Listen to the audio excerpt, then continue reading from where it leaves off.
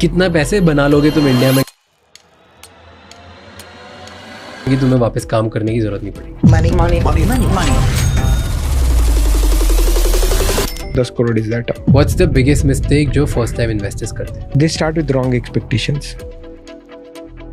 You know, सबसे ज़्यादा demat account कब खुलते हैं? जब IPO होते हैं. आज के एपिसोड में हमारे गेस्ट हैं Ajinkya Kulkarni, co-founder and CEO of Wint Wealth. आज हम उनसे जानेंगे अगर किसी को ज्यादा पैसे बनाने तो वो इंडिया में पॉसिबल है या यूएस में, कितनी इनकम के बाद इन्वेस्टमेंट स्टार्ट करनी चाहिए, वेल्थ क्रिएशन के लिए एक्टिव इनकम पे फोकस करें या पैसिव इनकम पे। वुड यू एडवाइस किसी को ChatGPT के थ्रू इन्वेस्ट करना चाहिए?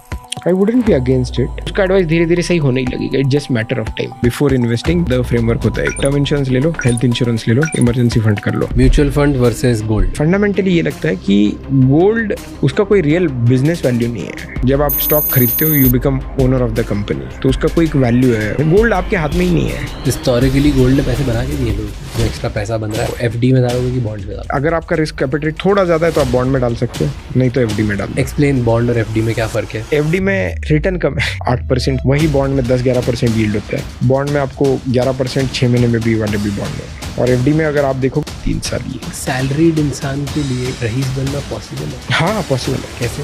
तो आगे बढ़ने से पहले इस चैनल को सब्सक्राइब कर लीजिए ताकि हम आपके लिए इसी तरह से और इंसाइटफुल और बेहतर पॉडकास्ट बनाते रहें। एंड इस पूरे शो का ऑडियो एक्सपीरियंस Spotify पे अवेलेबल है, जहाँ पे आप हमें फॉलो कर सकते हैं। Enjoy the show.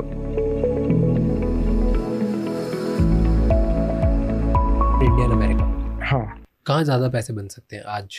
US, क्योंकि कंट्री का पर कैपिटल इनकम ही ज़्यादा है, तो वहाँ लोग ज़्यादा स्पेंड भी करेंगे, सब लोग ज़्यादा कमाएंगे. कंपटीशन भी तो होगा उधर इतना? फिर देखो, कंपटीशन है ना, बहुत लेट स्टेज में होता है.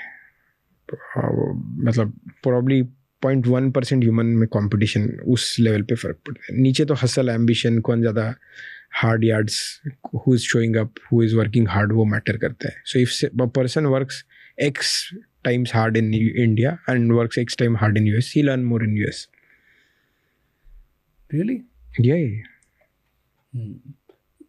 So you take any profession for that matter, उसका US और इंडिया में US वाला पक्का ज़्यादा कमाएगा. In fact, I can't think of a profession which will earn more in India. Not even one. Profession that exists on both sides. Like if you make $1 million here, somebody at the same level would be making 35-40 million there. Yes. Yeah, I feel अभी जैसी opportunities India में आ रही है for the next 5, 6, 10 years. ये मुझे लगता है कि ये बहुत पैसे बनेंगे. वहाँ, मतलब मैं वही बोल रहा हूँ ना, यहाँ बनेंगे, मैं डिनाई नहीं कर रहा हूँ. यहाँ बहुत बनेंगे, वहाँ बहुत बहुत बनेंगे. I don't know, I'm not. I genuinely feel कि इंडिया में अभी हमारी स्ट्रेंथ जो है वो पॉपुलेशन है, और पॉपुलेशन जिसके पास कुछ पैसा नहीं था, अब थोड़ा पैसा आ रहा है. And that's a big opportunity. सही है. आई एम जस्ट सेइंग कि वो मतलब वहाँ अलग टाइप की अपॉर्चुनिटीज रहेगी. And you still are stick to. हाँ, क्योंकि अगर आप देखो ना, जैसे ग्रोथ होती है, right? If you talk about growth, emerging economies में पैसे बनते हैं.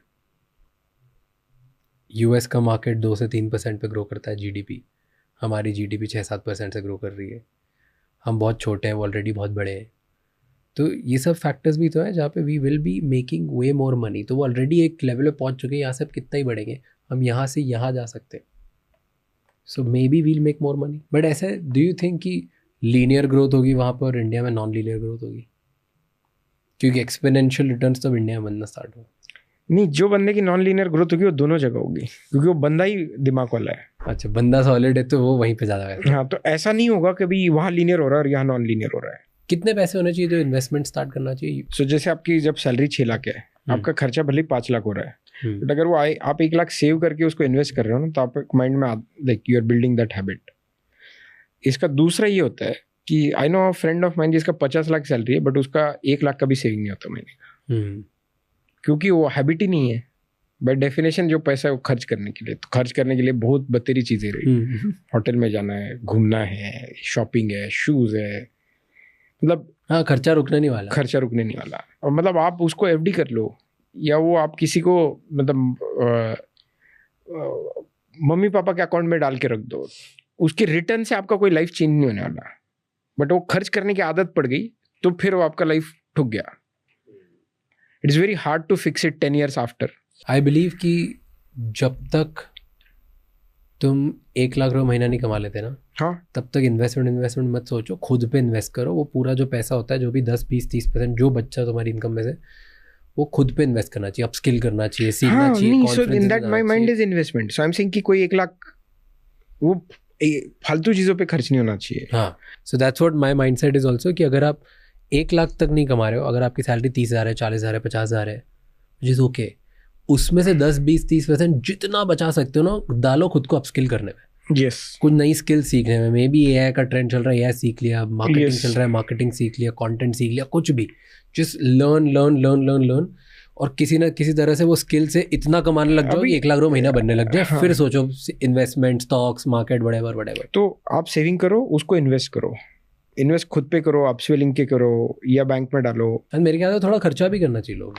And my point is at least in the beginning, क्योंकि ओके, कॉन्टेक्स्ट इज जो भी ये पॉडकास्ट देख रहा है उसके पास मोबाइल है और इंटरनेट कनेक्शन है.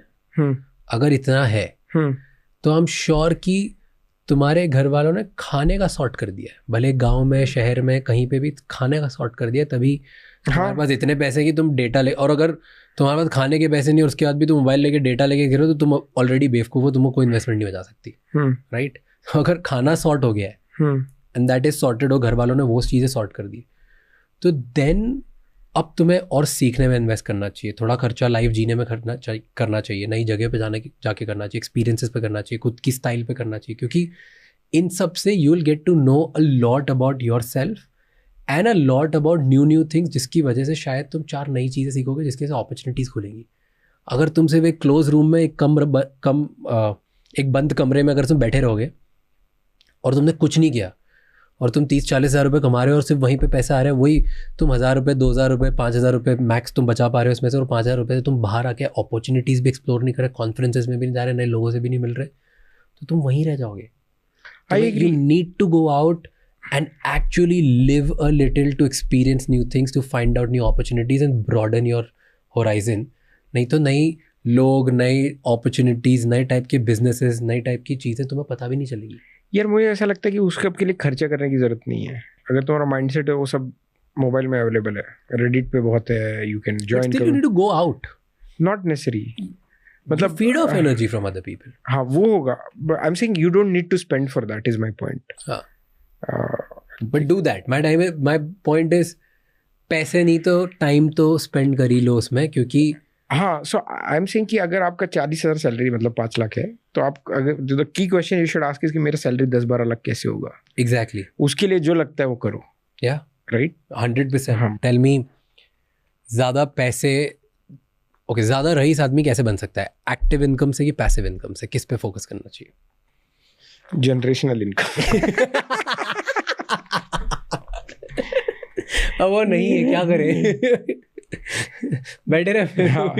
नहीं, some sort of active, then तो मतलब एक्टिव से बेस होगा, फिर आपका इन्वेस्टमेंट ही शायद एक्टिव ये बने.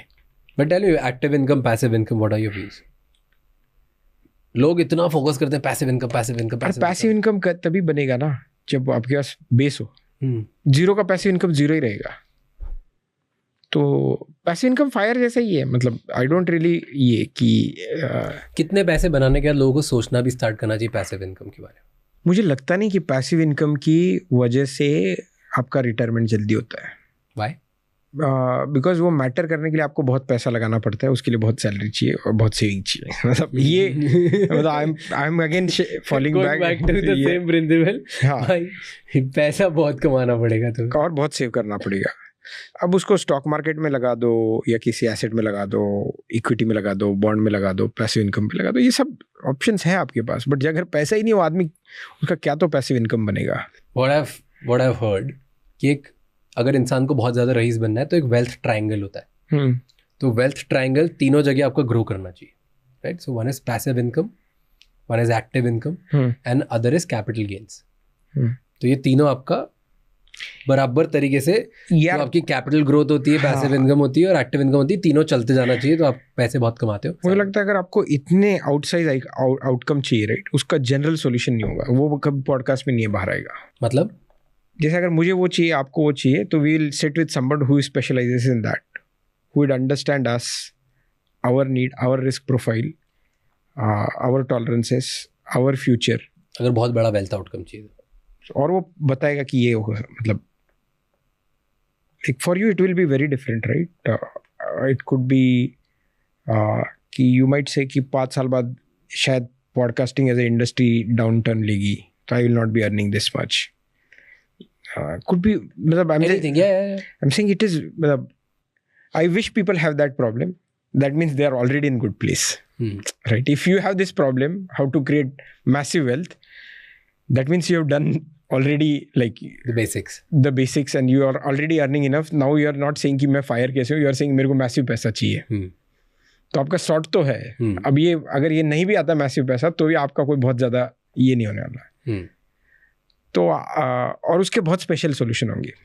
सो जैसे अगर कोई बैट्समैन इंडिया के लिए खेल रहा है या बॉलर, तो उसकी कोचिंग भी अलग होगी। वो उसका कोई ये जनरल नहीं होगा कि एक्शन अच्छी करो, फिटनेस, ये वो उसके लिए स्पेशल बनेंगे रूटीन, कि उसके लिए ये फिटनेस रूटीन होना चाहिए, राइट। तो मुझे ऐसा लगता है कि वो बहुत स्पेशल हो जाता है। तो यू फील कि active income versus passive income की जो डिबेट है वो इररेलेवेंट है, क्योंकि एक्टिव इनकम बढ़ेगी तभी तुम्हारे पास इतना पैसा होगा कि तुम कुछ कर पाओगे जिससे तुम्हारी पैसिव बनेगी।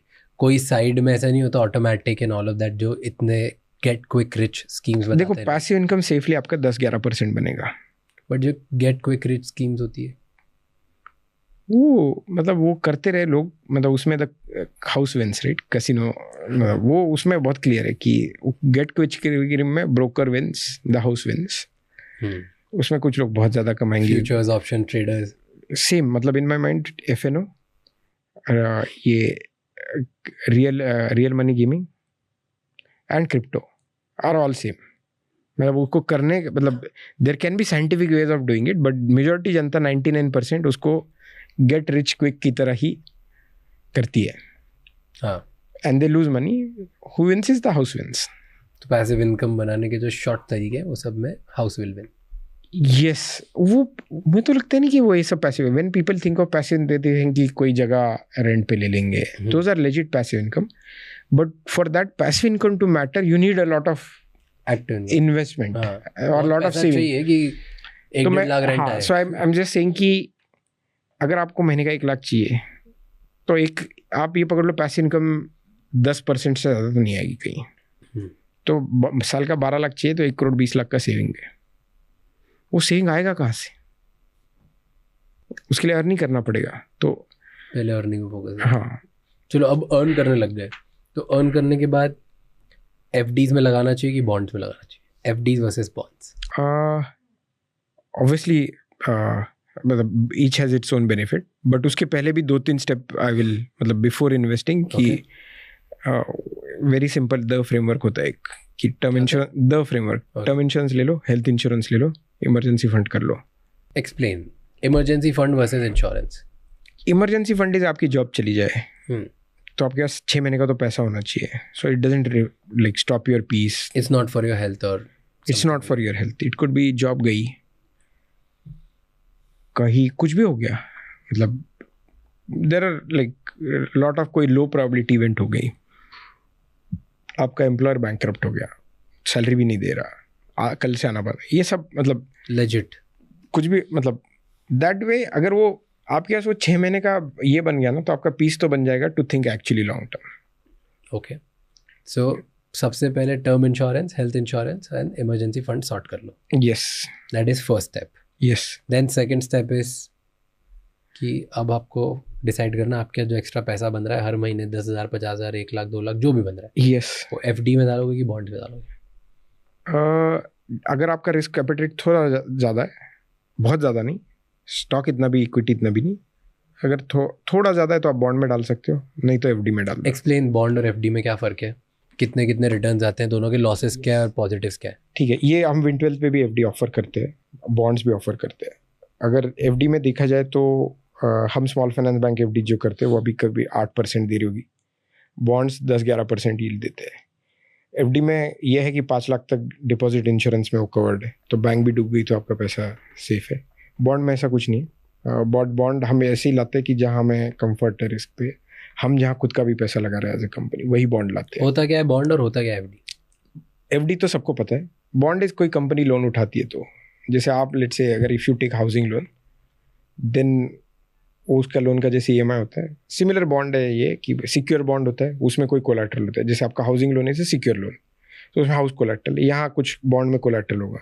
अनसिक्योर्ड बॉन्ड मतलब अनसिक्योर्ड लोन, तो कंपनी अगर लोन उठा रही है तो एक बॉन्ड की तरह से उठाती है, तो उसका रीपेमेंट शेड्यूल होता है जैसे आपके इसका होता है लोन का। अगर एक लोन उठाती है, वो लोन बॉन्ड के थ्रू अगर उठाती है कंपनी, तो कंपनी जब भी उसमें सिक्योर्ड बॉन्ड जो आप बोल रहे हो वो ऐसा होता है कि अगर कंपनी ने 100 करोड़ लिए तो उसके अगेंस्ट में कंपनी अपने 100 करोड़ का मे बी बिल्डिंग देगी, बोले देखो ये बिल्डिंग के अगेंस्ट में ले रहा हूँ। Yes, some there is some collateral, different kind, need not be example के। यस, गाड़ी दे देगी या रिसीवेबल दे देगी कंपनी, कुछ तो ऐसा there is that is secured, unsecured. So housing loan is secured, vehicle loan is secured, gold loan is secured, personal loan is unsecured. उसी तरह कंपनी के भी बॉन्ड होते हैं सिक्योर और अनसिक्योर्ड। जैसे आप जब लोन लेते हो तो आपका एक ही होता है कि आपने 1 लाख रुपए का लोन लिया, उसके एक रीपेमेंट शेड्यूल। वैसे ही कंपनी बॉन्ड में अगर 1 लाख रुपए ले रही है तो उसका एक रीपेमेंट होगा कि इस टाइम पे मैं इंटरेस्ट पे करती रहूँगी और फिर कुछ टाइम बाद प्रिंसिपल करूँगी। ये एक तो एकदम एंड पे प्रिंसिपल होगा या बीच में थोड़ा थोड़ा होगा, तो ये सब। But it is basically a loan taken by company, it can be secured, it can be unsecured. If it is secured then it's secure bond. ठीक है, तो इसमें तो कंपनी देती है। एफडी में आप अब 10 लाख रुपए बैंक में डालते हो, बैंक आपको इंटरेस्ट देती है। बैंक कहाँ से देती है? वो भी तो ऐसे ही करती है, वो आपका एफडी का पैसा किसी कंपनी को उसने लोन पे दिया होगा। यस, कंपनी को देती है, रिटेल को देती है, कुछ भी देती है। तो टेक्निकली दोनों सेम ही चीज़ है, मतलब पैसा तो सेम तरीके से आता है। Yes yes, way of dealing and process is different. Yes, FD थोड़ा कम रिस्क इसके लिए है कि अप टू 5 लाख जो सब रिटेल है वो डिपॉजिट इंश्योरेंस के अंडर आता है, बट इसलिए उसमें यील्ड भी कम है। अगर आप एफडी पहले निकालते हो मैच्योरिटी की तो यील्ड काफ़ी कम होगा। बॉन्ड आप मैच्योरिटी के पहले बेच सकते हो, उसमें यील्ड थोड़ा कम होगा, एफडी इतना नहीं होता generally.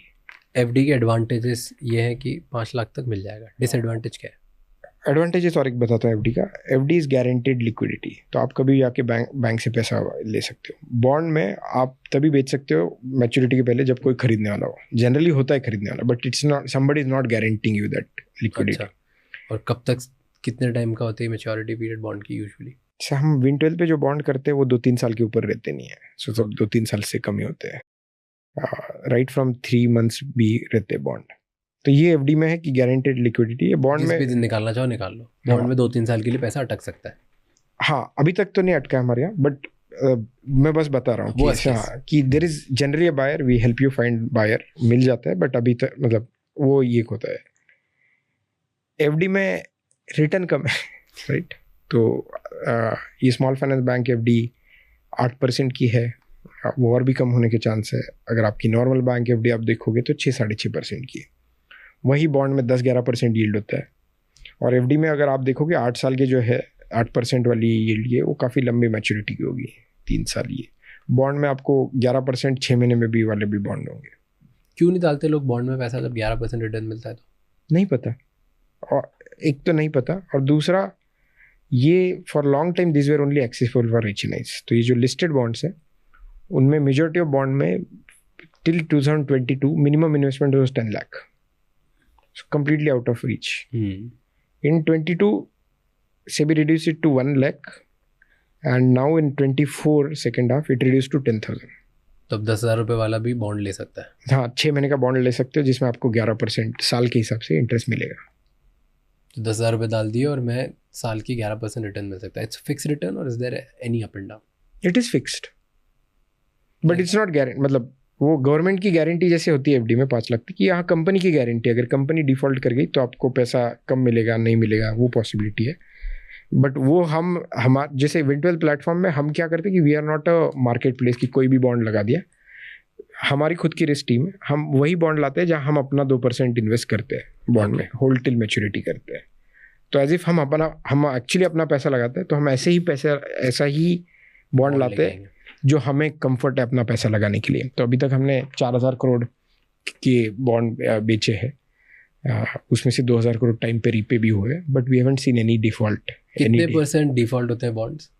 Depends on the category, rating category, but हमारे यहाँ तो अभी तक 5 साल में एक भी डिफॉल्ट नहीं हुआ है। बट इन जनरल वो प्रॉबिलिटी होती है, AAA भी हो सकता है डिफॉल्ट, BBB भी हो सकता है, वो हर एक मतलब तो A रेटिंग में कुछ 1-1.5 होता है उसके आसपास, और BBB में कुछ 2-2.5% प्रॉबिलिटी होती है। सो जैसे एक क्रैश आया था ग्लोबल बॉन्ड्स की वजह से, AAA करके रेटिंग से बेच दिया था, बट था नहीं AAA। तो ये सब तो सब फेक किया जा सकता है अगर पूरा मार्केट सब लॉबी करने पे आ जाए तो। 2008 was technically this crash, right? Rating agencies were partly responsible in my opinion. The larger was कि उसमें कोई skin in the game नहीं था। उसमें क्या हो रहा था कि जैसे मैंने आपको लोन दिया, ये लोन मैंने आप किसी को बेच दिया, उसने किसी को बेच दिया। इंडिया में वो अलाउड ही नहीं है। अगर कोई NBFC जो नॉन बैंकिंग फाइनेंशियल कंपनी होती है, जो बैंक नहीं बट जो लोन दे सकती है, उनको RBI से लाइसेंस, अगर मैं लोन पोर्टफोलियो किसी को बेच रहा हूँ तो उसमें पहला लॉस मेरा होता है 5-10% का। So I have skin the game. Plus मुझे वो 3 महीना अपने बैलेंस शीट पे कम से कम रखना पड़ता है। मतलब मैं वो लोन ऐसे आज रात को लोन दिया और रात को बेच दिया, ऐसा नहीं होता। उसे 3 महीने अपने बैलेंस शीट पे रखना होता है। उसके बाद मैं अगर 100 लोन ये कर रहा हूँ, बेच रहा हूँ वो, तो उसमें से पहले 5 या 10 जो डिफ़ॉल्ट होंगे वो मेरे जेब से जाएगा, उसके सिवा अलाउड ही नहीं है। तो आप यहाँ वो होना मुश्किल है, बिकॉज रेगुलेशन ने काफ़ी सही काम किया है। तो वो जो था वो रेटिंग एजेंसीज की वजह से था ही 2008 क्रैश। बट ये था कि जो NBFC आज लोन दे रही है, वो बेच रही है, उसको कोई फ़र्क नहीं पड़ता, वो उस पर अपना मार्जिन कमा रही है। तो इमेजिन कि आपको पैसा बांटना है, हर लोन बांटने पे आपको पैसे मिल रहे हैं, बट वो लोन डिफॉल्ट होने पे आपको कोई ये नहीं है, तो आप कितना बांटोगे?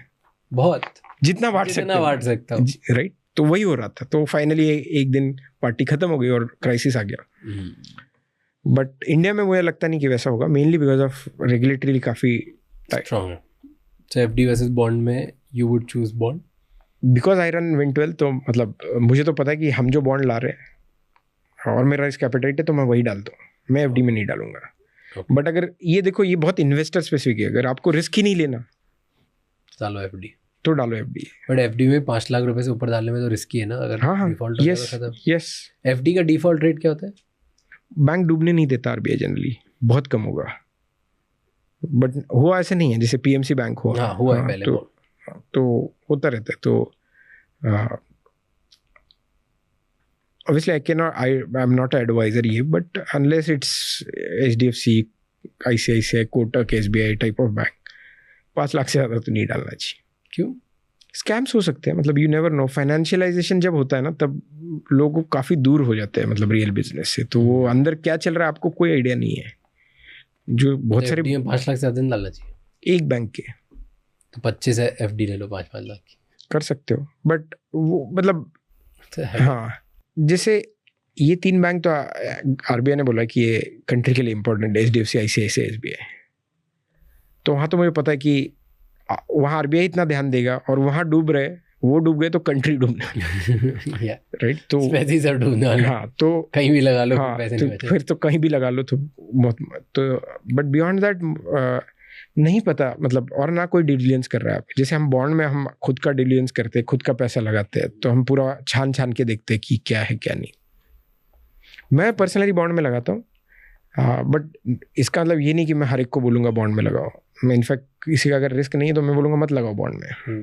What about mutual fund versus gold? I am very anti gold in that sense. Anti gold? भाई अभी तो अच्छे रिटर्न दे दिए थे उसने। अभी it's time not, may be जो चल रहा है अभी 60% लास्ट यार देखो, just because something happened in last 2 years और विल हैपन नेक्स्ट 2 years, उस पर मतलब वो तो प्रोबेबिलिस्टिक इवेंट है, राइट। मतलब कल के कहने के लिए तो इक्विटी भी हाफ जा सकती है, गोल्ड भी डबल जा सकता है, या गोल्ड भी हाफ हो सकता है, तो आप उस पर बेट नहीं लोगे। मुझे फंडामेंटली ये लगता है कि गोल्ड एक जब भी कहीं पे इंस्टेबिलिटी बढ़ती है, उसका एक बैकस्टॉप गोल्ड है। लोग इसलिए गोल्ड भागता है जब भी इंस्टेबिलिटी। उसका कोई रियल बिजनेस वैल्यू नहीं है। जब आप स्टॉक खरीदते हो you become owner of the company, तो उसका कोई वैल्यू है, वो प्रॉफिट बढ़ेगा तो there is some pricing, something happen and you know कि प्रॉफिट बढ़ेंगे, तो the certainty of stock equity going up और mutual fund specially where it is very well diversified, very and research by a fund manager, किसी expert ने, तो उसका काफ़ी अच्छा चांस है। गोल्ड आपके हाथ में ही नहीं है, मतलब देन हिस्टोरिकली गोल्ड ने पैसे बना के दिए लोगों को, बनाए हैं। एक तो उसमें ईयर ऑन ईयर हर साल नहीं, मैं उसमें ये करता हूँ, अगर आप डॉलर टर्म्स में देखोगे तो काफ़ी कम बना है, वो रूपी डिप्रिशिएट हुआ इसलिए गोल्ड। इफ यू इंडिया में रहते हो, इंडिया की बात करते हैं पैसे बने लोगों के। हाँ, नहीं तो स्टॉक मार्केट में भी बने हैं, ठीक है, और बने इसका मतलब ये नहीं कि आगे भी बनेंगे। पहले तो लोगों के रियल एस्टेट में भी बहुत पैसे बनते थे, मतलब मैं जितना एंटी गोल्ड हूँ उससे ज़्यादा तो मैं एंटी रियल एस्टेट हूँ, बात करेंगे इस पे। हाँ, बट तो आई एम सेइंग कि जस्ट बिकॉज किसी ने बना लिए इसका मतलब ये नहीं है। अगर लेट्स से आपने एंजल इन्वेस्टमेंट कर लिया, आपने 100x बना लिया, इसका मतलब सबको एंजल इन्वेस्टमेंट करना चाहिए, ऐसे नहीं होता, right.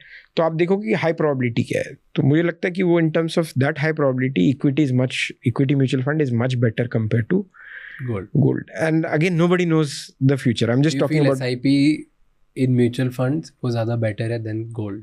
Yes. Just because of gold आपके हाथ में नहीं है, SIP आपके हाथ में, आपको पता है कंपनी कौन सी बढ़ रही कौन सी नहीं बढ़ रही। नहीं, और इंडिया बढ़ रहा है, आपको मतलब पता है डेमोक्रेटिक डिविडेंड है, राइट, ट्रेजेक्टरीज पता है, लाइक सेक्टर्स पता है, जो म्यूचुअल फंड वाले डाल रहे हैं वो कोई सोच के डाल रहा है, राइट, एक्सपर्ट है वो। नहीं तो इंडेक्स तो बढ़ ही रहा है कि मतलब जो भी कंट्री स्टेबल है काफ़ी, as a country we are very stable, right, मतलब अगर रिजीम भी चेंज होती है तो भी पीसफुली हुआ है। तो ये सब देख के तो कंट्री तो आगे, मतलब if you are long on India you should, मतलब हाँ, let me put it this way, if you think country is gonna do well then you should put in equity mutual fund, if you think country is not gonna do well you should put in gold, and I firmly believe कि countries don't know. I'm also a firm believer of. हाँ. Indian stock market में लगाना चाहिए, US stock market में लगाना चाहिए. If you ask me if you are looking at individual stocks and which stock market to look at, then US is far better market. Okay. The reason is कि वो पूरी दुनिया के वहाँ representation है, वहाँ की companies दुनिया पे राज करती है। तो अगर आप individual stock picking करते हो, then probably that is the one. Yes, because you get lot of variety. For example, अगर मुझे AI में bet करना है, जिस दिन लेट से चैट जीपीटी आया, मेरे को समझ गया कि यार ये दुनिया चेंज हो गई। अब मेरे को इंडिया में स्टॉक मार्केट में है कौन सी कंपनी उसके लिए? You at least have Nvidia, you entered much before, but even late say when ChatGPT came, उस टाइम पे भी मैं कोई एंटर करता तो शायद एनवीडिया। अब वो एआई स्टॉक राइड करने वाले, वहाँ काफ़ी स्टॉक मिलेंगे जो एआई की वजह से बड़े बनेंगे। हाँ, तो यहाँ वो थीम ही नहीं है, वहाँ ऐसा स्टॉक ही नहीं है। तो अब तो अगर आपने कुछ आइडेंटिफाई भी कर लिया तो इंडियन स्टॉक मार्केट में वो थीम में स्टॉक ही नहीं मिलेगा आपको। तो बट फिर अगर ओवरऑल मार्केट पे करना हो, जैसे इंडेक्स पे करना, that I am not really sure कि I am long on India, I don't know about US. So let's get to India. India के स्टॉक्स इंडिविजुअल पिक करना है ज़्यादा बेटर कि real estate? Stocks versus real estate? Definitely stocks. क्यों? Real state में unrealistic returns बनते हैं। वो स्टॉक्स में भी बनते हैं, मतलब if you pick one example I can always give you more examples. But net do you think अगर आप टियर 2 टियर 3 में रहते हो तो आपने रियल स्टेट में पैसा लगाया, यू मेक मोर मनी, और स्टॉक्स में? स्टॉक्स मतलब आप टियर 2 की रियल एस्टेट को कंपेयर कर रहे हो तो उसको माइक्रो कैप्स देखो, वहाँ बतेरे स्टॉक्स मिलेंगे जिन्होंने बहुत अच्छे रिटर्न दिए। बट आप अगर एक सिटी में रहते हो तो आपको पता होता है कहाँ पे इन्वेस्ट करना है, क्या करना है, you have lot of local Intel. Versus stocks में वो इंटेल आपको स्टॉक्स में बहुत डिफिकल्ट होता है ना, स्टॉक्स में टिप्स आती हैं। You are basically when you invest in stock और let's say you are basically saying I know better than index, मैं इंडेक्स से ज़्यादा रिटर्न कमाऊंगा, I know better than index, so you are saying you are smart. तो आपको land में smartness दिख रही है तो स्टॉक में भी फिगर आउट कर सकते हैं। Specially in today's world you can easily pick a theme, वैसे स्टार्टअप भी स्मॉल केस जैसे, या आपको स्टॉक्स भी रिसर्च करना ऑनलाइन बहुत फ्री है। तो ऐसा आई एम सेइंग जिसको टेक्नोलॉजी आती नहीं है वो करे रियल एस्टेट में। But if I am saying why do you feel real estate में पैसे नहीं बनते ज़्यादा? नहीं बनते, नहीं ऐसा नहीं है, स्टॉक से कम बनते वैसे। हाँ, आई एम सेइंग कि रियल एस्टेट में रिस्क बहुत ज़्यादा है। क्या? आपने लैंड ले लिया, उस पर किसी ने इंक्रोचमेंट कर दिया। मुझे ऐसे बहुत सारे केसेस पता है कि लोगों के 20-20, 30-30 साल पहले खरीदी हुई लैंड पे भी कुछ हो ही नहीं रहा। आपने सोचा यहाँ हाईवे जाने वाला है, वो हाईवे चेंज हो गया, यहाँ ये कंपनी आ रही है, वो चेंज हो गई, राइट? तो स्टॉक में भी हो सकता है। हाँ, स्टॉक में भी हो सकता है। कंपनी के प्लान्स थे, चेंज हो गए, कंपनी बहुत ज़्यादा बुलिश थी, डाउन हो गई। I'll give you one example. There was a stock market, news darling थी वो सिजलॉन करके, रिन्यूएबल एनर्जी मतलब फटेगा, बहुत बड़ा बनेगा, people invested, didn't make any money. But you can exit, right? Same thing. So I'm saying you can exit immediately. यहाँ real estate में वो करिए, एक तो इलिक्विड है, प्लस यूर एक्सटर्नल इवेंट पे है। यहाँ कंपनी अच्छी नहीं करती ना, वो भले एक्सटर्नल इवेंट हो, उसके आपको मतलब you can track it much more easily. यहाँ बहुत रैंडमनेस है वो इवेंट में। बट इस रैंडमनेस का एक फ्लिप साइड भी है। अगर आपने रियल एस्टेट पे एक साथ पैसे डालिए थोड़े, तो आपका ब्लॉक हो जाएगा 50 लाख, 1 करोड़, 2 करोड़, जितना भी, ठीक है, वो ब्लॉक हो गया। थोड़ा सा भी मार्केट अप एंड डाउन हुआ, ट्रेंड आया, तो आप इतनी इजीली डर के निकालोगे नहीं पैसे, पड़ा रहेगा। स्टॉक मार्केट पे एक न्यूज़ आई, आप एकदम से बाहर निकाल दोगे पैसे, अप एंड डाउन कर दोगे, तो देन यस, नहीं वो सही है, मतलब that's definitely a pro for real estate. But I am again saying कि one who is doing this, he is believing he is smart than market. तो अगर वो इतने छोटी चीज़ के लिए कर रहा है तो उसको डेफिनेटली नहीं करना चाहिए, तो इंडेक्स में डालो। तो आई एम सेइंग कि you, where is easier to build smartness, real estate में? क्योंकि हियर्स माय क्यों मैं क्वेश्चन पूछ रहा हूँ, ठीक है, बहुत मुश्किल से पैसे कमाए, ओके, किसी ने जैसे जैसे करके 1 करोड़ रुपए जोड़े ना, उसके बाद ऑप्शन है कि वो 1 करोड़ रुपए स्टॉक्स में डाल दे, या 1 करोड़ रुपए उसको दिख रहा है कि उसका शहर, उसका गांव जो भी है, जैसे मैं इंदौर में रहता हूँ, राइट, मुझे दिख रहा है कि लेफ्ट में TCS इन्फोसिस आ गया, राइट में अदानी अंबानी आ गए, मतलब फिर टॉप साइड पे, नॉर्थ साइड पे IIMITs आ गए, साउथ साइड पे पैलेडियम और पार्क होटल्स आ गए, ताज आ गए। Like I know, I can सी कि चारों ओर से कुछ ना कुछ बढ़ते जा रहा है, so I can see my city growing. I have much better intel, या मेरे पास मच बेटर ग्रोथ विजिबिलिटी है, और सामने दिख रहा है कि क्या बढ़ रहा है, तो मैं यहाँ पे इन्वेस्ट करूँगा तो मुझे दिख रहा है कि पैसे बढ़ जाएंगे मेरे। मैं लेफ्ट राइट सेंटर कहीं भी पैसे डालूंगा, पैसे बढ़ जाएंगे। The question you ask is कि कहाँ स्मार्टनेस बिल्ड करना आसान है, जहाँ ज़्यादा खेल सकते हो। सो ये गेम है, तो आपको खेल के ही पता चलता है। जैसे स्विमिंग होता है ना, वो स्विमिंग करके ही पता चलता है, वैसा beating the market is a game, ठीक है। तो आपको खेल के ही पता चलता है, और खेलने के 2-4 रूल होते हैं, राइट। 2 बेसिक रूल ये होते हैं कि आपके अगर चिप खत्म हो गए तो आप खेल नहीं सकते, राइट। हाँ, और जब अगर आप चिप लगाओगे नहीं तो आप गेन नहीं करोगे। स्टॉक मार्केट में वो लोअर टिकट साइज में आप ये कर सकते हो। सो आपका जब 1 करोड़ का कॉर्पस होगा, तब तक even it will take at least 5 years in my sense to build 1 crore का कॉर्पस। तो तब तक आप स्टॉक में 5,000 10,000 करके आपको पता चलेगा are you a good stock picker और not. And if I am not, then you should, your मतलब देन यू कि रियल एस्टेट में करना है तो करो, बट दिक्कत वही है कि तो आप रियल एस्टेट में, सो यू एंड वो 5,000 में अगर आप नॉट स्टॉक पिकर नहीं हो तो it doesn't pinch you. Imagine now you are not a good stock picker, you picked wrong real estate also, but now you have blocked 1 crore, very hard to get out. Plus there is a lot of real risk. But net अगर देखो 93% जो stock pickers होते हैं individual, वो loss करते हैं, they have incurred losses, SEBI का data है, right, more than 93%। नहीं यार, वो FNO वाला है, वो स्टॉक का नहीं है। स्टॉक का आई डोंट रियली नो कि डेटा, इंडिविजुअल ट्रेडर्स की बात कर रहा हूँ। हाँ, ट्रेडर, FNO इज गैम्बलिंग इन, मतलब वो जो FNO में साइंस करने वाले या मतलब एक प्रोफेशन की तरह अप्रोच करने वाले 1-2% लोग होते हैं, बाकी गैम्बलिंग होते हैं। तो गैम्बलर तो लॉस करेंगे, यू कांट रियली कंपेयर। मतलब कंपेयर ही करना है ना, तो ये करो कि जो मटका लगता है टीयर या 3 पत्ती, उसको कंपेयर करो। Don't compare real estate and FNO। I was also listening to Ashwath Damodaran, okay, वो भी ये बोलता है कि 98% लोग जो ट्रेडर्स होते हैं, forget FNO और normal, doesn't matter, individual stock pickers, वो इंडेक्स बीट नहीं कर पाते, हाँ, इन 10 year run, yes, right। But ऐसा रियल एस्टेट में 98% डेटा नहीं होगा। आई डोंट नो, डेटा ही नहीं है यार। मैंने देखा है, जो मेरे पापा के देखे 1-2 ये खरीदे हुए जगह। बट किसी का ऐसा सुना है जिसने 10 साल 20 साल पहले जमीन खरीदी, आज वो कम प्राइस की है? कम ही नहीं है, बट वो इंडेक्स से कम है। अरे इंडेक्स 12% पे भाई, तो मतलब व्हेन यू आर सेइंग कि लाइक 12 मतलब 6 साल में डबल हो रहा है, राइट? तो मतलब वो 12% 12 साल मतलब 4 गुना हो गया। यू हैव हर्ड केसेस जहाँ पे 6 साल में पैसा नहीं बढ़ डबल हुआ है रियल स्टेट में? Yes, in small tier 2 cities. Yes, मेरे पापा की खुद की है कि जो 10% बढ़ी है 6 साल में एक जगह।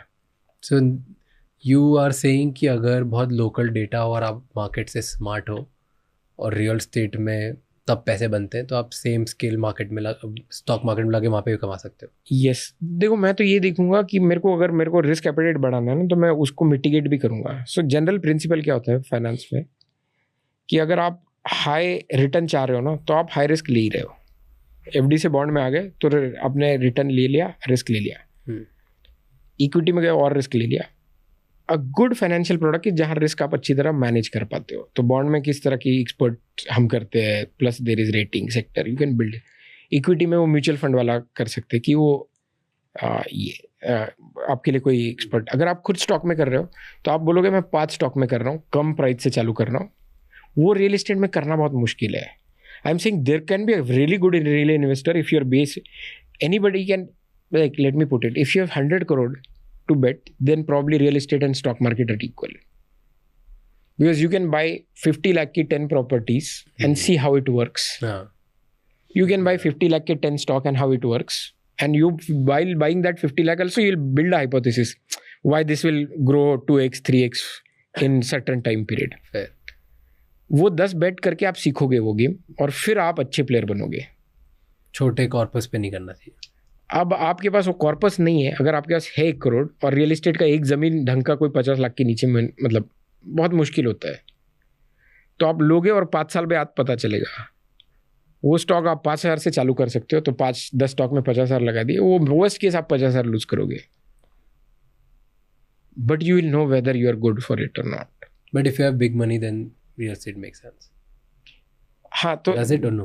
आई एम आस्किंग। नहीं, I am saying then you are in a different league. Then again I will say कि वो बहुत स्पेशल केस हो गई। हाँ, फिर वहाँ पे बहुत स्पेशल इन्फॉर्मेशन भी होती है, स्पेशल प्रोजेक्ट आपके स्पेशल तरीके इन्फ्लुएंस होता है टू इन्फ्लुएंस। यस, जो जिसके पास 100 करोड़ है ना, वो प्लीज मेरी एडवाइस तो नहीं सुने, राइट? या किसी पॉडकास्ट की एडवाइस उसके लिए इन जनरल काम की नहीं, बिकॉज वो बहुत पर्सनलाइज फाइनेंशियल एडवाइस होगी। अगर जैसे जो 100 करोड़ किसी पॉडकास्ट से बहुत सही इंसाइट मिल सकता है उसको, जो एक नई टेरिटरी ओपन कर सकता है उसके लिए पॉसिबल है। बट वो मतलब वो अगेन सेरेंडिपिटी है, मतलब वो जैसे अगर वो 100 करोड़ उसने किस में कमाए, अगर कोई रियल एस्टेट वाला ही बंदा है जिसको जिसने बहुत सही तरीका कुछ प्लेबुक बनाया है, राइट, कि कौन सी प्रॉपर्टी खरीदनी चाहिए, कुछ तो उसका लॉजिक होगा कि मैं गवर्नमेंट का देखूं कुछ तो उसको ऑब्वियसली रियल एस्टेट में करना चाहिए। बट कोई टेक एंटरप्रेन्योर जिसने कंपनी बेच के 100 करोड़ में, उसको घंटा पता नहीं कि मतलब देखते क्या है, 7/12 क्या है, ये कुछ पता नहीं, तो वो like is it recommended for him? It's like हाँ, putting big money, you can still put 50 lakh की 10 प्रॉपर्टी, 5 करोड़ गए तो भी उसको टेंशन नहीं, जाएंगे नहीं, मतलब इतना तो बेसिक्स तो करेगा, बट उसको नहीं फर्क पड़ेगा अगर वो अच्छा भी नहीं किया तो। अगर आपके पास 1 करोड़ ही है और आपने वो रियल एस्टेट में लगा दिए, इमेजिन ये सोचो कि आपके पास जितनी वेल्थ है वो 50 करोड़ आपने एक स्टॉक में लगा दी। When you don't have enough depth, आपका रिस्क एपेटाइट नहीं है उतना। True. तो इसलिए मतलब retail investors should stay away from real estate. घर ले लो, it's not investment, it's a utility. Beyond that वो रियल एस्टेट में इन्वेस्ट करने के लिए कॉर्पस बहुत बड़ा होना चाहिए, इज माई बेसिक अंडरस्टैंडिंग, ताकि आप डाइवर्सिफिकेशन करके रिस्क मैनेज कर रहे हो। Do you think rich people have more options in the world? Yes, it is like they have more wickets, right? More than money also. Let's say I've not seen lot of rich people, ज़्यादा rice लोग FD में लगाते नहीं, पैसे उनके पास बहुत, लगाते नहीं FD वगैरह, कम लगाते हैं जितने मैंने नोटिस किया है। हाँ, सही है। एंड देन देखता हूँ कि उनका कुछ पैसा गोल्ड में, कुछ पैसा बॉन्ड्स में, कुछ पैसा रियल स्टेट में, कुछ पैसा म्यूचुअल फंड्स में, कुछ पैसा डायरेक्ट स्टॉक्स में, कुछ पैसा स्मॉल कैप में, लार्ज कैप में, बहुत डाइवर्स होता है। यस। एंड जब उनसे बात करो 60-70% लोगों को jack shit, they have no idea क्या कर रहे हैं। उनके पास कोई बंदा होता है जो उनके लिए बहुत ट्रस्टेड होता है और वो फाइनेंशियल एडवाइजर हर जगह लगा के रखता है। यस। डू यू थिंक ये नॉर्मल सैलरीड इंसान के पास भी इतने ऑप्शंस होते हैं? नहीं होते, फाइनेंशियल एडवाइजरी की नहीं होते। सी देखो, तो आप बेसिक प्रिंसिपल सोच के वो थोड़ा इमिटेट कर सकते हो, नॉट द पोर्टफोलियो। हो क्या रहा है कि वो ज़्यादा रिटर्न वाले प्रोडक्ट्स में जा रहे हैं, ज़्यादा रिस्क वाले प्रोडक्ट में जा रहे हैं, but through some frameworks they are managing that risk. जैसे मैं बॉन्ड में बताता हूँ, बॉन्ड में हम क्या करते हैं, ओनली सिक्योर्ड बॉन्ड करते हैं, प्लस देखते हैं कि प्रमोटर का ट्रैक रिकॉर्ड सही है क्या, प्लस हमारा एक बेसिक फार्मूला रहता है, अगर एनबीएफसी है तो उसका लिवरेज इतना ज़्यादा नहीं होना चाहिए या नहीं होना चाहिए। फिर हम ये देखते हैं कि वो कौन से सेक्टर में लेंड कर रही है, उस सेक्टर के एवरेज एनपीएस क्या है, इस एनबीएफसी के उससे ज़्यादा या कम है। तो ये सब करके मैंने क्या कर दिया, छाट दिया पूरी चीज़ें। अब वो जो बचेगा वो अच्छा है, तो उसमें रिस्क मेरी मैनेज हो गई। उसके बाद भी हम लोगों को बोलते हैं कि डाइवर्सिफाई करना चाहिए, 10 बॉन्ड्स में डालना चाहिए। तो आप रिटर्न अच्छा हाई प्रोडक्ट पे गए, उसकी जो रिस्क थी वो आपने कम कर दी, कम मतलब मैनेज कर दी कि ये अगर रिस्क प्ले आउट होती तो ये होता है, तो ये सिक्योरिटी है फॉर एग्जांपल। तो वैसे ही करना चाहिए। जो जैसे अभी इक्विटी म्यूचुअल फंड है, वो क्या करता है कि आप बोलते हैं आपको स्टॉक नहीं आता ना, एक एक्सपर्ट डालेगा, वो 10 स्टॉक में इन्वेस्ट करेगा।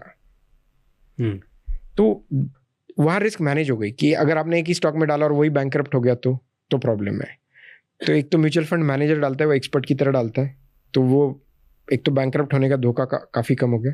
दूसरा वो डाइवर्सिफाई कर रहा है कि एक सेक्टर नहीं चला, वो सभी 10 स्टॉक ऐसे डालेगा जहां उसको लग रहा है सेक्टर बढ़ने वाला है, बट अगर एक नहीं चला दूसरा ज़्यादा चला, तो ये सब तो आप जब आपके पास ज़्यादा पैसा होता है तो you can diversify well and you can go for higher return high risk product and reduce risk by diversification और बाय मैनेजिंग रिस्क। ये प्रिंसिपल है। तो अगर किसी के पास इमरजेंसी फंड ही नहीं है तो मैं तो बोलूँगा कि कहीं भी मत करो पहले इमरजेंसी फंड। हाँ, क्योंकि रिस्क एपेटाइट ही नहीं है। वुड यू एडवाइस किसी को चैट जीपीटी के थ्रू इन्वेस्ट करना चाहिए? I wouldn't be against it. Twitter पे थ्रेड्स आ रहे हैं ना कि चैट जीपीटी के थ्रू किसी ने क्या क्या किया, 60,000 पर वीक कमा लिए, 2 लाख रुपए। यार वो तो मतलब 2000 और मतलब वो थ्रेड के लिए बनाते हैं, right?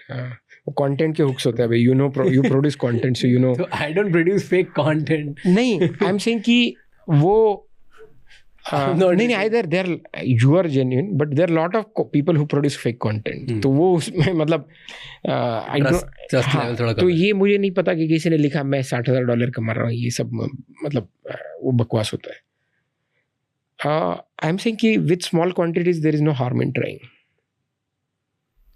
So as long as you are sorted on downside risk ना, you can experiment। और शायद like मैं इंडिया में 2 रीज़न की वजह से बुलिश हूँ। देखो, एआई में फंडामेंटली चेंज क्या हुआ है, वो कॉन्वर्सेशन अच्छे करने लग गए हैं। एआई के जो एल्गोरिदमिक थे, क्लस्टरिंग एल्गोरिदम वगैरह, वो काफ़ी अच्छे पहले से, अभी ऑब्वियसली वो ग्रो रहा है, बट पहले से भी वो अच्छे क्वालिटी पे थे। What change with chat GPT 3.5 was को कॉन्वर्सेशन ह्यूमन लाइक लगने लगा, राइट? तो प्लस वो कॉन्टेक्स्ट आपका याद करने लग गया कि आप उसको बता रहे हो कि यार मुझे ये कॉफ़ी अच्छी लगती है, ये अच्छी लगती है, तो आप उसको बोलोगे मुझे ये डाइट बना के दो, तो वो जो अच्छा लग रहा है, बुरा लग रहा है, आपकी जो हैबिट है वेज खाना नॉन वेज खाना, उसके हिसाब से बना के दे रहा है, राइट? तो एडवाइज़र का काम ये होता है कि आपकी पर्सनैलिटी, रिस्क एपेटाइट, आपके ये सब ध्यान रखे। दूसरा में सबसे इंपॉर्टेंट चेंज जो इंडिया में आ रहा है, अकाउंट एग्रीगेटर फ्रेमवर्क, कि आप कंसेंट दो और वो सब डेटा ये हो जाएगा। तो अगर कोई अच्छा एआई ये एडवाइज़र है जिसको नॉलेज है, जिसका ट्रेनिंग हो चुका है एलएलएम में बेस्ड ऑन एडवाइजरी, उसके पास आपका पूरा पर्सनल डेटा आ गया, प्लस आप जो उसके साथ चैट कर रहे हो उसके थ्रू आपका जो क्वालिटेटिव ये है कि आपका रिस्क एपेटाइट क्या है, आपको क्या वो, तो उसका एडवाइस धीरे धीरे सही होने ही लगेगा। It just matter of time. आज होगा नहीं होगा वो पता नहीं। कितने टाइम में do you think AI advisory will become real thing? 5 साल। See, as an entrepreneur, we are always optimistic. So we will. I think it will faster than 5 years. Could be. As an entrepreneur, same optimism, because the way AI is changing is just insane. Yes. Like same question का answer जो 6 महीने पहले दे रहा था वो और जो आज देता है. Yes. It's incredible. मतलब ऐसा लगता ही नहीं कि अब मैं किसी कंप्यूटर से बात करूँ. हाँ. तो 5 साल is very long. मतलब बहुत जल्दी हो जाएगा. हाँ. हो सकता है. मतलब I'm not ये denying. But metro versus non metro कहाँ पे पैसे ज़्यादा बनते हैं? मेट्रो सिटीज़ में ज़्यादा पैसे बनेंगे, बड़े शहरों में ज़्यादा पैसे बनेंगे, बड़े शहरों में, नॉन मेट्रो, बड़े शहरों में. If you are generational wealth, then tier 2 is more peaceful. You can still make money. But if you don't have generational wealth, then tier 1 cities. Backpack करो और आ जाओ tier 1 में. हाँ, get it somehow. Anyhow. Yeah. मतलब वही रास्ता है, मतलब पैसे यही बनेंगे. Yes, मुझे लगता नहीं कि tier 2 में बहुत ज़्यादा पैसे कमाने वाले लोग रहते हैं, except for business people. But again, I will come back to ये, जैसे इंडिया ये कर रहे थे ना, इंडिया US, मतलब जितना मेहनत you are doing, अगर यही मेहनत आप इंदौर में रह के करते तो इसके 1/10 पैसे बनते. Agreed. तो वही मतलब हर साल एक आई फॉरगॉट दिस ऑथर जिसकी बहुत सारी बुक्स हैं यार, I am forgetting his name, वो निकालता है टेलविंड कंट्रीज. हर 5 साल में निकालता है वो, हर साल या 5 साल में निकालता है कि टेलविंड कंट्रीज, और वो सिटीज़ और कंट्रीज और सिटीज़ के नाम लिखता है कि कहाँ पर मेजर टेलविंड्स है और वहाँ पे जाके तुम्हें जाना चाहिए if you are a young entrepreneur. And he firmly believe, हर अपने आर्टिकल में लिखता है कि तुम अगर 20s में हो, बैकपैक करो और चले जाओ और वहाँ पे जाके कुछ ना कुछ करो, जो भी करो उन कंट्रीज़ में करो, उन सिटीज़ में करो. सो यू वुड राइट कि सिलिकॉन वैली के बारे में लिखेगा, दुबई के बारे में लिखेगा, वाई यूरोप छोड़ देना चाहिए, क्यों चाइना जाना चाहिए, क्यों हांगकांग में होना चाहिए, क्यों मुंबई में होना चाहिए, बैंगलोर में, all of that. Like he will always be ready. देखो, countries moving is still very difficult. You require visa. हाँ, but moving cities in India is very easy. American है तो वो अमेरिका के लिए लिखता है. हाँ, नहीं, अमेरिकन पासपोर्ट पे लोग जा सकते हैं. I am just saying that there is a list. Know कि टेलविंड सिटीज कौन सी पूरी दुनिया में, वहाँ जाओ, वहाँ ज़्यादा पैसे बने. हाँ, his believe is, this is what he says, जो आप बोल रहे हो कि टॉप 20 सिटीज़ जहाँ पे बहुत तेज़ी से पैसा बन रहा है, वहाँ पे अगर तुम एवरेज भी हो तो तुम तुम्हारे शहर के टॉप 10% से भी ज़्यादा पैसा कमाओगे. Yes. So go there and be there. Yes, great. So I'm saying moving countries is very difficult. Moving cities is very easy. Comparatively. Yes. How do you trust जो लोग बोलते हैं शॉर्ट इन्वेस्टमेंट रिटर्न, जैसे आप बोलते हो कि 9%, 10%, 11% मिलेगा ही मिलेगा. हम नहीं बोलते शॉर्ट, हम बोल रहे हैं रिस्क है एफडी से ज़्यादा. अगर नहीं रिस्क लेना तो एफडी शॉर्ट क्यों है? क्योंकि वो 5 लाख तक है. अगर आप 1 करोड़ डाल रहे हो तो मैं भी नहीं बोलूँगा वो शॉर्ट है. नहीं, शॉर्ट रिटर्न की तो बात करते हो ना. वो फिक्स रिटर्न है, वो मतलब फिक्स रिटर्न, उसमें रिस्क फ्री नहीं है, मैं वही बोल रहा हूँ. बट फिक्स रिटर्न की बात करते हो ना, तो जैसे मान लो कितना % फिक्स रिटर्न बॉन्ड में? 11%. अब आप बोल रहे हो कि हमारे साथ इन्वेस्ट करो, 11% फिक्स रिटर्न मिलेगा, राइट? बहुत लोग बोल रहे होंगे, किस पे बिलीव करना चाहिए? 11% ये जेन्युइन रिटर्न देगा कि नहीं देगा? कैसे कैसे स्कैम्स या रेड फ्लैग्स क्या ढूंढे लोगों में? ओके, अच्छा 11, अच्छा वो ढूंढना, कौन रेगुलेटेड है कौन नहीं. तो एज अ रिटेल रेगुलेटेड वाले स्कैम नहीं करेंगे? कर सकते हैं, बट पहले तो आप ये निकाल दो कि जो अनरेगुलेटेड है वहाँ तो लोगों को डील ही नहीं करना चाहिए रिटेल को. ठीक है. अब रेगुलेटेड में आप छोटा ही ट्राई करो. अगेन मतलब there is no way you will get scam. Even I can get scam, you can get scam, right? तो छोटे अमाउंट से ट्राई करो. ठीक है. अगर आपको लग रहा है 10,000 ज़्यादा है तो 1,000 से करो. अगर आपको 1,000 भी ज़्यादा कर रहा है तो मत करो. ग्रीड में मत बह जाओ, राइट? अगर 10 लाख डालने तो मतलब 10 लाख उसको ही डालने चाहिए, उस रिस्क. बिकॉज जो फर्स्ट इन्वेस्टमेंट है आपको तो ये राइट ऑफ करके इन्वेस्ट करना है, राइट? और फिर अगर आपको वो भी करना है तो ट्रस्ट मार्कर देखो कि ये रेगुलेटेड है क्या, ये कितने साल से है, ये फाउंडर वही कंपनी जो कह रहे चला रहे क्या 5 साल से, उनका लिंक्डइन क्या है, उसके कौन इन्वेस्टर है. There are ways. और उसके बाद भी छोटा ही डालो. मतलब वो सबसे सिंपल तरीका है कि कोई भी चीज़ करने से जो सीखते हैं वो पढ़ने से नहीं सीखती, राइट? तो जैसे जो स्टॉक पिकिंग का भी था, how would you know whether you are good stock picker और not? By doing it. But do only that much that you can afford to lose till you get confidence. तो कितने minimum पैसे कमाता हो कोई इंसान जिसको इन्वेस्ट करना स्टार्ट करना चाहिए? 500 रुपये भी मतलब आप बचा रहे हो तो इन्वेस्ट कर लो. वो हैबिट बिल्ड करना बहुत ज़रूरी है. And it also sharps your skill. जैसे आप 500 कर रहे हो, राइट? वो आप एफडी में डाल रहे हो या बॉन्ड में डाल रहे हो या स्टॉक में डाल रहे हो, इक्विटी म्यूचुअल फंड में, बहुत फ़र्क नहीं पड़ता. तो 100 रुपये हर जगह डाल के देख लो जहाँ पॉसिबल है. फॉर एग्जाम्पल बॉन्ड में 100 नहीं, बॉन्ड में 1000 हो. फिर आपको पता चलेगा क्या चल रहा है वो एसेट क्लास में. तो आपको बाद में अच्छा ये लगेगा कि बॉन्ड में मुझे नहीं डालने, फेयर इनफ. या मुझे एफडी में ही डालने, फेयर इनफ. एफडी में नहीं डालने, फेयर इनफ. मैं स्टॉक अच्छे पिक करता हूँ, फेयर इनफ. बिकॉज वो तो आपका डेमॉन्स्ट्रेट करेंगे तो दैट मतलब वो बाहर की स्टॉक क्या होता है, पी क्या होता है, वो सब एक जगह है. वो एक प्राइस मूवमेंट एक जगह है. वो जब आप टाइम स्पेंड करोगे तब सीखोगे. एंड चलो आपने बोला कि हैबिट बिल्ड करना ज़रूरी है, बट कौन से अमाउंट की इन्वेस्टमेंट से एक्चुअल फर्क पड़ेगा, विच विल सिग्निफिकेंटली, अगर 10-12 साल तक लोगों ने किए, 15 साल तक किए, तो लोगों की लाइफ में कोई डिफरेंस पड़ेगा?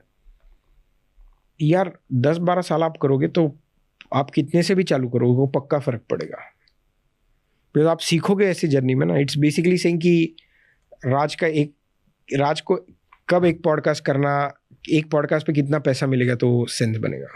तो फर्स्ट पॉडकास्ट में जेब से डालना पड़ता है, right. But you build on top of it, you learn. तो अगर आप 500 से भी चालू कर रहे हो तो आपका जब सैलरी बढ़ेगा तो आप 500 का 1000 करोगे, 1000 का 2000 करोगे, 10,000 करोगे. बट वो आपने हैबिट तो बिल्ड कर ली पैसे इन्वेस्ट करने की, उससे वो इवेंचुअली 1-1 लाख होना चालू होगा. अगर आप हैबिट ही नहीं करोगे तो वो 1 लाख भी तब होने नहीं वाला. तो वो 500 रुपये को ये मत देखो कि वो 500 से कुछ नहीं होने वाला. बट अगर आज 500 नहीं कर रहे हो तो कल 1 लाख नहीं कर रहे, बिकॉज वो खर्च करने की आदत है. तो रिटायरमेंट अर्ली के लिए not only corpus but habit is important, very important. So habit build करो एंड देन कॉर्पस में आपने बोला 70 लाख की अगर इनकम नहीं है तो रिटायरमेंट अर्ली भूल जाओ. यार हाँ, मतलब फाइनेंशियल इंडिपेंडेंस इंडिया में सिर्फ प्रिविलेज है और बहुत ही प्रिविलेज लोग. यस, वी आर अ गरीब कंट्री. हमारा एवरेज इनकम 2 लाख है, 2-2.5 लाख कंट्री का एनुअल. Yes, annual. तो अगर आप एंड ऐसा कोई, अगर आप 25,000 रुपये कमा रहे हो तो आप टॉप 10% अर्नर्स में हो. आप 50,000 कमा रहे हो तो आप टॉप 5% अर्नर में हो, राइट. तो मैं बोल रहा हूँ कि अगर आप ढंग से रह रहे हो तो आपको 1-1.5 लाख का महीने का इनकम चाहिए, तो मतलब साल का 12 लाख. अब आप 4% से करो तो 3-4 करोड़, ठीक है. आपको फिर एक अपने बच्चे के लिए चाहिए ये, तो अगर आप 1 लाख कर रहे हो तो 3-4 करोड़ से आपका चलना चाहिए, प्लस एक बच्चे के लिए 1-2 करोड़, तो 5-6 करोड़ होगा. तो वो 5-6 करोड़ जमाना किसका पॉसिबल है? मतलब अगर आप 5 करोड़ जमा रहे हो तो आपने 2.5 करोड़ सेव किया है, राइट. तो 2.5 करोड़ सेव किया तो लास्ट साल में कुछ लेट्स से ऑप्टिमिस्टिकली आपने 30 लाख सेव किया है, ठीक है. और आप जी कितने पे रहो कि एक तो आपका पोस्ट टैक्स सैलरी 42 लाख है. दैट मीन्स आपका प्री टैक्स 55 लाख होगा. तो वो बैठता ही नहीं कहीं. 1 लाख से नीचे कोई सर्वाइव हो रहा है टियर 3, मतलब चलो आपका अगर 10,000 में सर्वाइवल हो रहा है ना तो आप 1 करोड़ में कर सकते, आप ये मान के चलो. बट वैसा किसी का होता नहीं है जनरली. उसके बाद आपको घर भी लगेगा तो टाइम भी, उसके लिए भी आपको EMI ये करना पड़े.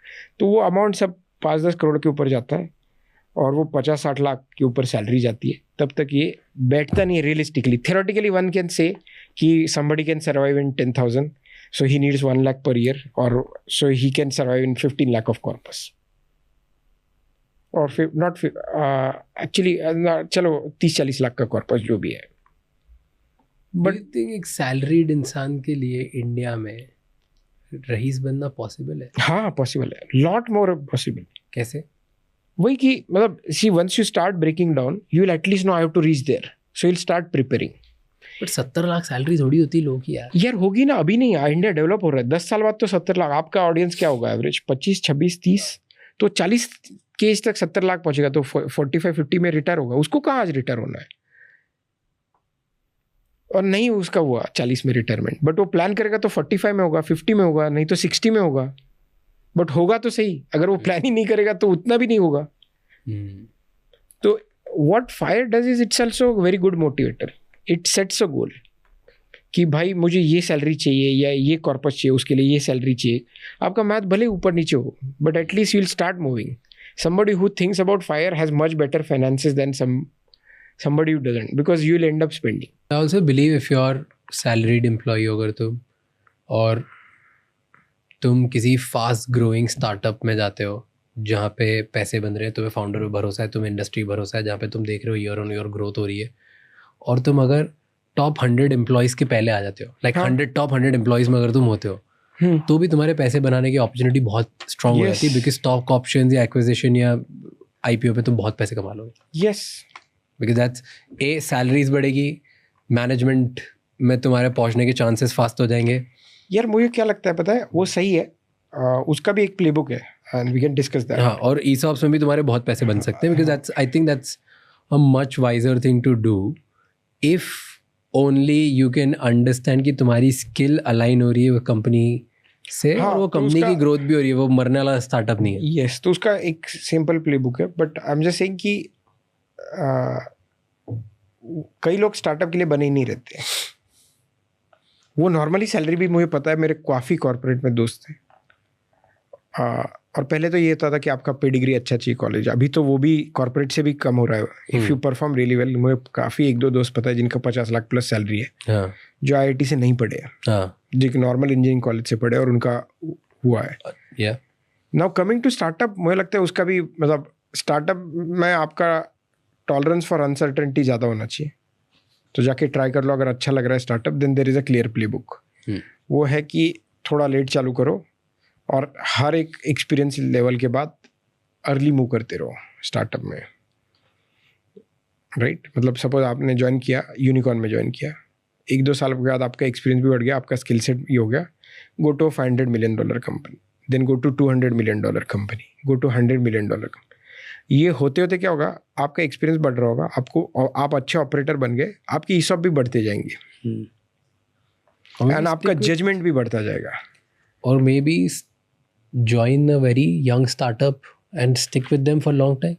That's on very luck. मतलब you will never know whether this, मतलब for a new guy who is just out of college or 1-2 year after college to judge कि कोई यूनिकॉर्न बनेगा, वो तो VC को नहीं मतलब right, they can't even after so much professional ये they can't predict it with 100%, right? So it's a probabilistic bet, but as you grow in the ecosystem, your judgment also improves. You know what matters, what not matters. You see many more examples. But अगर judgment strong है और दिख रहा है बढ़ते हुए, तो पक्का लेना चाहिए। हाँ। If you believe in the people that's around you, or maybe you're seeing somebody who you follow and it's growing your own. Yes. Then don't leave that startup. That I've seen in my, very good case in a multi-billion-dollar startup. उसका एक लल period था, उसमें वो 4 मेरे, I know those people, 4-5 people, उन्होंने ये startup का कुछ हो नहीं रहा है. They started discussing negative thing. In 6 months, everybody left. The only one guy somehow, मतलब he survived there. And that guy is 28-year-old. He has already made 5 crore in ESOPs, cash, not vested ESOP. Vested ESOP are different. He's actually gotten liquidity of 5 crore. I know somebody. Yeah. Oh yeah. He joined a very experienced leader. वो leader ने XYZ अपनी company छोड़ी and एक नया startup start किया. Startup start करने के बाद was looking for a senior leadership. बंदे को बुलाया, हायर करा. इस बंदे को हार्ड कोर बिलीव था कि ये फाउंडर फोड़ेगा. Join that founder. Came from a salary of 1 crore जो सैलरी थी, वहाँ से आगे जो 1 crore साल की सैलरी थी, वहाँ से 18 लाख रुपए साल, 20 लाख रुपए साल पे आ गया एंड भर के ESOPs लिए. Stuck to it. बीच में डाउन आया, फिर भी स्टक टू इट. आसपास जितने इसके और लोगों ने ज्वाइन किया था ग्लैमर में ऑफ दैट, तो भी छोड़ दिया. ये खड़ा रहा. एंड हुआ, कंपनी स्टॉक मार्केट गई. स्टॉक मार्केट पे this guy today independently on stock market has more than triple digit crores, has made it, exited, and yet still has exposure in the stock market of triple digit. Wow. How much money do you feel is required to never work again? कितना पैसे बना लोगे तुम India में कि तुम्हें वापस काम करने की जरूरत नहीं पड़ेगी? एटलीस्ट पैसे के लिए काम करने की जरूरत नहीं पड़ेगी. Depends on your lifestyle. Tier 1 में अगर रह रहे हो, बहुत खर्चीला नहीं है, तो 10 crore is that. Fire number जो है हमने देखा है 10 से 20 में होता है वो. 10 crore अगर तुम्हारे पास है, तुम रिटायर हो सकते हो. प्लस घर है, प्राइमरी रेसिडेंस है, जिसका तुम्हें EMI वगैरह नहीं देना. अच्छा, नहीं कुछ भी नहीं है. अगर घर वर कुछ भी नहीं है, जीरो है, तो घर 2 crore का पकड़ लो, 12 crore. 10 crore में 2 crore, 8 crore में भी हो जाता है. ऐसा कोई 8-10 crore is somewhere that number. 10 crore अगर तुमने बना लिए तो तुम उसके बाद तुम्हें काम करने की जरूरत नहीं. पैसों के लिए. पैसों के लिए कितने पैसे बन जाते हैं पैसिवली अगर 10 crore हैं तो? देखो, आप डाइवर्सिफाइड पोर्टफोलियो लगाओगे तो आप पकड़ लो 10% रिटर्न बनाओगे तो साल का 1 crore बनेगा. महीने के 8-10 लाख रुपए तुम्हारे पास उड़ाने के लिए होंगे. हाँ, is what you are saying. ठीक है. वो लोगों का जो कैलकुलेशन होता है ना, वो होता है कि 10 crore है तो मैं 1 crore अपने बेटे के एजुकेशन के लिए, 1 crore उसकी शादी के लिए, 2 है तो वो सब मिला के. बट हाँ, मोटा मोटा वो 10 के अंदर बैठ जाता है. बट 5 लाख रुपए महीना तो मिल ही जाएंगे तुम्हें उड़ाने के लिए. That's more than enough in a metro city also. Yes yes yes. With a car EMI 5 lakh is more than enough. Yes. क्या करोगे? Yes yes yes. Even 2 lakhs are enough यार. मतलब हाँ, 5 lakh is good money. You can have a great life in India specifically. Yes. 5 lakh से तुम्हें I mean पैसे तो कितने भी कमी है, बट 5 लाख में तुम टॉप 1% जिंदगी जी सकते हो. टॉप 0.1%. 0.1%, या 1% तो लाइक 1 लाख सैलरी है तो उसका वो काइंड लाइक 10 लाख में तुम बिजनेस क्लास लाइफ जी सकते हो. हाँ, यस. तो 10 करोड़ इज योर नंबर, और 10 करोड़ कमाना is one good company stop away. Yes. If you are a right guy, मतलब one good company away. And as a founder, we know कि there is always shortage of such great guys. Good people are always in shortage. कहीं है ही नहीं. What's the biggest mistake जो first time investors करते हैं? They start with wrong expectations. मतलब people who enter stock market think कि stock में 18-20% yield मिलेगा, mutual fund में 15 मिलेगा, and वो प्रोसेस उनका सही नहीं होता, तो फिर फटता है कि फिर मार्केट गिरेगा तो SIP स्टॉप कर देंगे. वो मिस्टेक वहाँ से आती है कि क्योंकि उन्होंने बेसिक्स में ही गड़बड़ किया है. तो बहुत मतलब मन में आया वो कर दिया वाला अप्रोच होता है, लॉजिकल नहीं होता, टॉप डाउन नहीं होता. किसी ने बता दिया स्टॉक अच्छा है, डाल दिया. That's the biggest mistake. Tip based. You know, सबसे ज़्यादा डीमैट अकाउंट कब खुलते हैं? जब IPO होते हैं. ब्रॉडली, क्योंकि वो उसकी खबर इतनी फैलती है, लोगों को लगता है IPO में पैसा बनता है, तो लोग उसके वजह से डीमैट को. Do you think बनता है IPO में पैसा? बनता तो ही, मतलब वो, बट वो मिनिस्क्यूल बनता है, उससे कोई मतलब लाइफ चेंजिंग नहीं बनता. वो बस मज़ा, मतलब एक एड्रेनलिन है वो. So it's again एक आर्टिकल पढ़ रहा था मैं, which was about कि अगर तुम्हें देखना है कंपनीज कौन सी बेटर करती है और कौन लॉन्ग टर्म में ज़्यादा पैसे कमाती है, कौन सी, तो यूजुअली लोग बात करते हैं कि सही टाइम पे एंटर करना चाहिए, तुम्हें स्टॉक प्राइस एंटर करना चाहिए.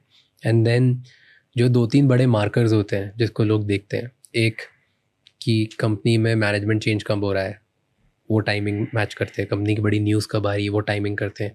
कौन सा बड़ा हेज फंड या प्राइवेट फंड उसमें एंटर कर रहा है, पैसे डाल रहे हैं, कौन सा बिग बुल एंटर कर रहा है, एग्जिट कर रहा है, उसके थ्रू डालते हैं. तो ये सारे जो बड़े बड़े मार्कर्स होते हैं, टाइमलाइंस, इन सबसे ज़्यादा अच्छा मार्कर होता है कि कंपनी कब बाय बैक करने वाली है और उनके फ्यूचर बाय बैक ऑप्शंस कब है. क्योंकि यूजुअली टॉप जो 1% लोग होते हैं कंपनी के अंदर, उनके पास कुछ ऐसी इन्फॉर्मेशन होती है which is not there out there in public, so they buy back much faster. और प्रमोटर खरीद रहे होते हैं स्टॉक्स, या अपने जो एम्प्लॉयज़ होते हैं वो अपने ऑप्शंस को स्टॉक होल्डिंग्स में कन्वर्ट कर रहे होते हैं. Usually that is a better marker historically. अगर तुम डेकेड बाय डेकेड लोग कंपनीज को कंपेयर करो, वे बेटर मार्कर देन कि कौन सा इन्वेस्टर कब इन्वेस्ट कर रहा है. यस, पॉसिबल, मतलब likely, very likely. So I just read this morning and I found this fascinating कि yes, makes such logic, common sense, but कोई बात नहीं करता इसके बारे में ज़्यादा. नहीं, उसका दिक्कत ये है कि वैसी अपॉर्चुनिटीज़ बहुत कम रहेगी. तब यू वुड आइडियली वांट कि मैं हर महीना SIP कर रहा हूँ, या तो मैं किस तरह में, मैं तो लार्ज स्टॉक रिटर्न की बात कर रहा हूँ. यूजुअली लोग जो टाइमिंग्स देख के करते हैं, is what I was saying. तो it was just an article that I read. I am not an stock market expert, ना मैं किसी को एडवाइस दे रहा हूँ, ना मैं टिप दे रहा हूँ. मैंने पढ़ा, कुछ फैसिनेटिंग, मुझे अच्छा लगा तो मैंने शेयर किया. Make sense. That's something that I shared. So you feel जो रॉन्ग एक्सपेक्टेशन से एंटर करता है स्टॉक मार्केट पे, वो खत्म होता है. हाँ, फिर वो ठोकर खाता है और फिर सीखता है कि ऐसा नहीं करना चाहिए था. कुछ लोग सीख ही नहीं पाते. वो भी वैसे भी लोग होते हैं, जिनको नहीं सीखना हो तो वो बतेरे पॉडकास्ट देखेंगे बट कुछ इम्प्लीमेंट करेंगे नहीं. तो या okay, so let's make a blanket advice type. हाँ, go ahead, you were saying something. नहीं, सेकंड जो देखते हैं कि वो ग्रिड में बह जाते हैं. समबडी वाज आस्किंग मी कि मेरे को कोई बिल्डर ऑफर दे रहा है 12% महीने का, करूँ कि नहीं करूँ. अब मैं कैसे समझाऊँ कि भाई ये, बट वो मुझे प्लॉट भी दे रहा है. Literally somebody asked me this कि प्लॉट भी गिरवी दे रहा है ना यार. मतलब वो तुम कुछ भी बताओगे, वो ग्रिड में इतना बह गया है, वो कुछ चमकने नहीं वाला. हो ही जाएगा. So if it is too good to be true and not proved by history, then it's a problem. It is not true. कोई बंदा देख रहा है और वो 1 लाख रुपये महीना कमा रहा है. पैसे कमाना स्टार्ट कर दिए उसने, 1 लाख तक कमा लिया. अब उसके पास पैसे हैं कि वो थोड़ा इन्वेस्ट भी कर सकता है. 10,000, 15,000, 20,000, 25,000, whatever his thing is, right? 1 lakh के ऊपर कमा के उसको कहाँ इन्वेस्ट करना चाहिए? हाई रिस्क लेने का मन हो तो कहाँ करना चाहिए? मिड रिस्क लेने का मन हो तो क्या करना चाहिए, लो रिस्क हो तो कहाँ करना चाहिए? रिस्क के पहले भी मैं ये बोलूँगा कि उसको पैसा वापस कब चाहिए, उस पर मैटर करता है। अगर 10 साल के बाद 10 साल में नहीं चाहिए तो वो इक्विटीज़ में जाना चाहिए। उसमें इक्विटी में lower risk is mutual fund, high risk is individual stocks. Okay. अगर 5 साल से कम है तो वो बॉन्ड में आ सकता है, उसमें रिस्क है तो, नहीं है तो एफडी में जा सकता है। 6 महीने के नीचे अगर पैसा चाहिए तो don't look at return, keep it really accessible. Same bank FD, not in small finance bank, कुछ 6 महीने से फ़र्क नहीं पड़ता। ये आपके सेविंग अकाउंट में रहे तो भी कोई टेंशन नहीं। तो पहले आप बकेट डालो कि मुझे ये पैसा कब वापस चाहिए, और फिर इन्वेस्ट करो। उसमें आपके रिस्क एपेटाइट से हिसाब से इन्वेस्ट करो। बट जैसे यू सेड मिड वाला ऑप्शन व्हिच इज बॉन्ड्स, 11% उसमें वो भी आपकी रिस्क एपेटाइट है। हाँ यस, अगर आपका रिस्क एपेटाइट है तो, मतलब आपको वो भी, कुछ लोगों को ऐसे चाहिए था कि मेरे को फिक्स इनकम में बिल्कुल रिस्क नहीं चाहिए। अच्छा, विच इज ऑल्सो, मतलब ये कितने % रिस्क होता है तीनों में? चलो रिस्क बताओ तीनों परसेंटेज वाइज। फर्स्ट वाला सेविंग्स है तो कोई रिस्क ही नहीं है, सिर्फ लग्जरी लाइफस्टाइल इन्फ्लेशन का रिस्क है, बाकी किसी का रिस्क नहीं। एफडी में अप टू 5 लाख भी जीरो रिस्क है। बॉन्ड्स में? बॉन्ड में अगर ए रेटेड बॉन्ड में आप करोगे तो 1-1.5% जो भी है, या ट्रिपल बी में 2-2.5 है, वो % है। 2.5% रिस्क, मतलब हर 100 बॉन्ड में से 2.5 बॉन्ड्स के पैसे नहीं आएंगे वापस। यस, बट ये तो बहुत, उसके बाद आप क्राइटेरिया, जैसे हमने अभी तक 4,000 करोड़ के बॉन्ड किए, कोई डिफॉल्ट नहीं हुआ है, और सब ए रेटेड और ट्रिपल बी रेटेड है। सब पे 11% रिटर्न थी। यस, 10, 11, 11.5, 9, मतलब, और ये 5 साल से 11 की रेंज। हाँ, और ये 5 साल तक की है, मतलब ऐसा भी नहीं कि ये शॉर्ट टर्म है। हाँ, और उसको आप डाइवर्सिफाई कर लो। लेट से अगर आपने 20 बॉन्ड में डाले तो भी अगर एक बॉन्ड भी डूबा 5 साल में तो भी 5% ही डूबने वाला है, तो साल का 1% डूब रहा है, तो यू स्टिल मेक 11 की जगह 10 या 10 की जगह 9 डाल रहे, तो which is also decent return compare to fix. Equity में रिस्क है कि कंट्री अच्छा नहीं करे। अगर आप SIP कर रहे हो तो वो प्राइसिंग रिस्क शॉर्ट टर्म का जो है वो चला जाता है। स्टॉक में, म्यूचुअल फंड में रिस्क है कि कंट्री अच्छा ना करे। स्टॉक में वो फिर आप बहुत बड़ा रिस्क ले रहे हो, बट बड़ा रिटर्न भी ले रहे हो, तो वो वहाँ पे 0 या 100 गेम है। हाँ, मतलब कुछ भी हो सकता है उसमें भी फिर। हाँ, जो ब्लू चिप स्टॉक है उसमें डाउन साइड कम है, लेट्स से SBI, ये अपसाइड भी कम है। अपसाइड भी, तो फिर जो छोटे स्टॉक है उसमें अपसाइड कम है। ये तो स्टॉक इन्वेस्टिंग तो मैं कहूँगा कि आप